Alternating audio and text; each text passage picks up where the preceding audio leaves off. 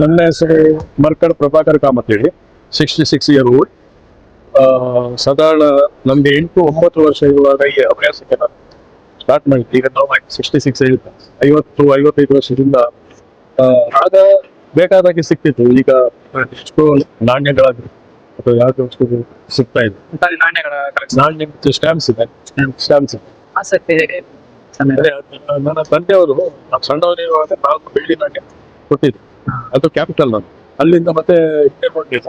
ಹಲವಾರು ಪ್ರಶಸ್ತಿಗಳನ್ನ national level ಅಲ್ಲಿ ಸುಮಾರು ಸಿಕ್ಕಿದೆ. ಹಾಗೆ ಇಂಟರ್ನ್ಯಾಷನಲ್ ವರ್ಚುವಲ್ ಎಕ್ಸಿಬಿಷನ್ ಇದರಲ್ಲಿ ಈ ಹವ್ಯಾಸದಲ್ಲಿ ಸ್ಟ್ಯಾಂಪಿಗೆ ಎಲ್ಲ ಬೇಕಾದಾಗೆ ಆ್ಯಪ್ಗಳಿದೆ, ಹಾಗೆ ಕಾಯಿನ್ಗಳಿಗಿದೆ. ಆದ್ರೆ ಈ ಕಾಯಿನ್ಗಳನ್ನು ನಮ್ಮ ಕೈಯಲ್ಲಿ ಫಿಸಿಕಲಿ ಚೆಕ್ ಮಾಡದೆ ಬೈ ಮಾಡೋದು ಇವತ್ತಿನ ದಿವಸ ತುಂಬಾ ಕಷ್ಟ. ಗೊತ್ತಿಲ್ಲದೆ ಇದ್ದವರು ತುಂಬಾ ಕಷ್ಟಕ್ಕೆ ಬೀಳ್ತಾ ಇದ್ದಾರೆ. ಯಾಕಂದ್ರೆ ಮೋಸ ಮಾಡುವವರು ತುಂಬಾ ಜನ ಇದ್ದಾರೆ, ಅವರಿಗೆ ಬಟ್ ಇದು ನಂದು ಹೇಳ್ತಿಲ್ಲ. 55 ವರ್ಷ ನಾನು ಸಣ್ಣ ಹುಡುಗನಿಂದ ಏನಾದ್ರೂ ಇನ್ಕಮ್ ಏನಾದ್ರೂ ತಂದೆ ಕೊಟ್ಟ ಹಣ ಇದ್ರೆ ನಾನು ಸ್ಟಾಂಪ್ ತೆಗೆದುಕೊಡ್ತೀನಿ. ಅಷ್ಟು ಆಸಕ್ತಿ. ಹಾಗೆ ಸರ್, ನೀವು ಇದು ಬೇರೆ ಬೇರೆ ದೇಶದೆಲ್ಲ ನಾಣ್ಯಗಳನ್ನು ಕಲೆಕ್ಟ್ ಮಾಡಿದ್ದು? ಮಾಡಿದ್ದಾರೆ. ಬಟ್ ಇಂಡಿಯಾದು ನನಗೆ ಮುಖ್ಯ. ಇಂಡಿಯಾದ ಇಲ್ಲ, ಎಲ್ಲ ಮಾಡ್ಲಿಕ್ಕೆ ಸಿಗುದಿಲ್ಲ ಇವತ್ತಿನ ದಿವಸ.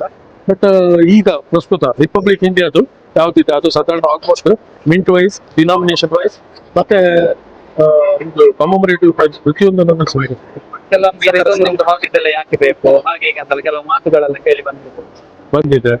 ತುಂಬಾ ಸಲ ಬಂದು ಏನ್ ಇದು ಕಸ ಒಟ್ಟು ಮಾಡಿ ಅಂತ ಕೇಳಿದವರು. ಬಟ್ ನನ್ಗೆ ಅದು ಅವ್ರು ಕಸ ಹೇಳಿದ್ರು ನನ್ಗೆ ಅದು ರಸ ಹಾಕಿ ಕಂಡಿದ್ದು, ಹಾಗೆ ನಾನು ಮಾಡ್ತೀನಿ. ಅದೇ ನಿಮ್ಗೆ ಇಷ್ಟೆಲ್ಲ ಒಂದು ಯಾರ ಕೊಂಕು ಮಾತುಗಳನ್ನು ನಾನು ಕೇಳ್ತಿದ್ರೆ ನನ್ನದೇ ಮಾಡಬೇಕು. ಇದು ಮೆಡ್ರಾಸ್ ಪ್ರೆಸಿಡೆನ್ಸಿ ಅವರು ರಿಲೀಸ್ ಮಾಡಿದ ನಾಣ್ಯ, ಮೆಡ್ರಾಸ್ ಪ್ರೆಸಿಡೆನ್ಸಿ. ಅದೇ ರೀತಿ ಬಾಂಬೆ ಪ್ರೆಸಿಡೆನ್ಸಿ ಅವರು ಮಾಡಿದ್ದಾರೆ.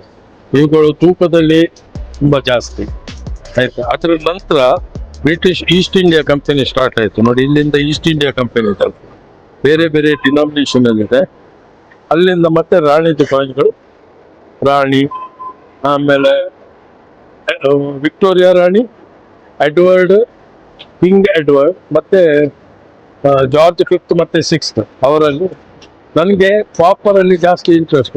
ಸಿಲ್ವರ್ ನಾನು ನಾಣ್ಯಗಳನ್ನು ತುಂಬಾ ಕಡಿಮೆ ಮಾಡ್ತೇನೆ. ಇದೀಗ ಏನಾಗಿದೆ ಅಂದ್ರೆ ಅವಸಾನದತ್ತ ಹೋಗ್ತಾ ಇದೆ. ಯಾವತ್ತು ಈ ಕಾಯಿನ್ಗಳು ಸಿಗ್ತಾನೆ ಇಲ್ಲ ಮಾರ್ಕೆಟ್ ಅಲ್ಲಿ. ಬೆಳ್ಳಿದಾದ್ರೆ ಸಿಗ್ತದೆ, ಚಿನ್ನದಾದ್ರೆ ಸಿಗ್ತದೆ, ಈ ಕಾಯಿನ್ಗಳು ಎಲ್ಲಿ ಹುಡುಕಿದ್ರು ಸಿಗ್ತದೆ. ಹಳೆ ನಾಣ್ಯಗಳನ್ನು ಕಾಪಾಡುವುದು ಇವತ್ತಿನ ನಮ್ಗೆ ಚಿಕ್ಕ ಮಕ್ಕಳಿಗಾಗಲಿ ಯಾರಿಗಾಗಲಿ ಒಂದು ಬಹುಮುಖ್ಯವಾದ ಉದ್ದೇಶವಾಗಿರುತ್ತೆ. ಯಾಕಂದ್ರೆ ಮುಂದಿನ ಜನಾಂಗಕ್ಕೆ ಇದುವೇ ಇತಿಹಾಸವನ್ನು ಹೇಳುವುದು. ಇದು ಇತಿಹಾಸ ಹೇಳುತ್ತದೆ. ಇದು ಇತಿಹಾಸ ಹೇಳುವುದರೊಂದಿಗೆ ನಿಮ್ಗೆ ಆ ಸಮಯದಲ್ಲಿ ಅಲ್ಲಿದು ಆರ್ಥಿಕ ಸ್ಥಿತಿ ಹೇಗಿತ್ತಂತ ಗೊತ್ತಾಗ್ತದೆ. ಹೇಗೆ ಹೇಳಿದ್ರೆ ಚಿನ್ನ, ಬೆಳ್ಳಿ, ತಾಮ್ರ, ಆಮೇಲೆ ಅಲ್ಲಿಂದ ಕಾಪರ್, ನಿಕ್ಕಲ್ ಮತ್ತೆ ಬ್ರಾಸ್, ಹೀಗೆ ಬೇರೆ ಬೇರೆ ನಿಂತದ್ದು. ಅದು ಅದರದ್ದು ಅವನತಿ, ಆ ಸಾಮ್ರಾಜ್ಯದ್ದು ಅವನತಿ ತೋರಿಸ್ತಿತ್ತು ನಾಣ್ಯ. ಈಗ ಅಷ್ಟೇ ನಮ್ಮದು ನೋಡಿ, ಫಸ್ಟ್ ಇಂಡಿಯಾದ ಆಗಿರುವಾಗ ತಾಮ್ರದಿತ್ತು, ಅದೇ ರೀತಿ ಕಾಪರ್ ನಿಕ್ಕಲ್ ಇತ್ತು. ಅದರಿಂದ ನೆಕ್ಸ್ಟ್ ನಮಗೆ ಬಂದದ್ದು ಸ್ಟೀಲ್ ಅಲ್ಲಿ ಬಂದದ್ದು. ಹೇಳುವಾಗ ಸಂಖ್ಯೆ ಜಾಸ್ತಿ ಆಯ್ತು ರಿಲೀಸ್ ಆದ ನಾಣ್ಯಗಳು, ಜನರು ಕೂಡ ಜಾಸ್ತಿ ಆದ್ರು ಸಂಗ್ರಾಹಕರು. ಹಾಗೆ ಅದು ಕಡಿಮೆ ಆಗ್ತದೆ.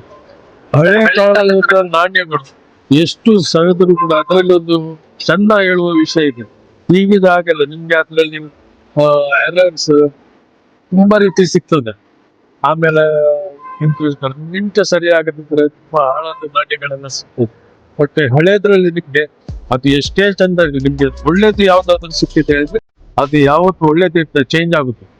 ಆ ರೀತಿ ನಿಮ್ಮ ಹತ್ರ ಯಾರಾದ್ರೂ ಈ ತರ ಬಂದಲ್ಲ ಕೇಳಿದ್ರು, ನಮ್ಗೆ ನಾಣ್ಯ ಕಲೆಕ್ಷನ್ ಕೊಡ್ತೀರಾ ಹಾಗೆ ಕೇಳಿದ್ರು.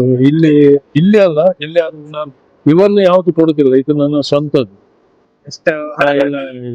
ಎಷ್ಟು ಕೊಟ್ಟರು ನಮ್ಗೆ ಸಮಾಧಾನ ಆಗಿರ್ತದೆ. ಬಟ್ ನಾನು ಫ್ರೀ ಅಡ್ವೈಸ್ ಕೊಡ್ತೇನೆ ಯಾರಿಗಾಗ್ಲಿ, ನೀವು ನಾಣ್ಯ ಸಂಗ್ರಹಣೆ ಮಾಡ್ಬೇಕು ಹೇಳೋ ಆಸೆ ಇದ್ರೆ ಅವರಿಗೆ ಯಾವ ರೀತಿ ಮಾಡ್ತೀವಿ, ಹೇಗೆ ಅದನ್ನು ಪ್ರಿಸರ್ವ್ ಮಾಡ್ಬೇಕು ಅದನ್ನು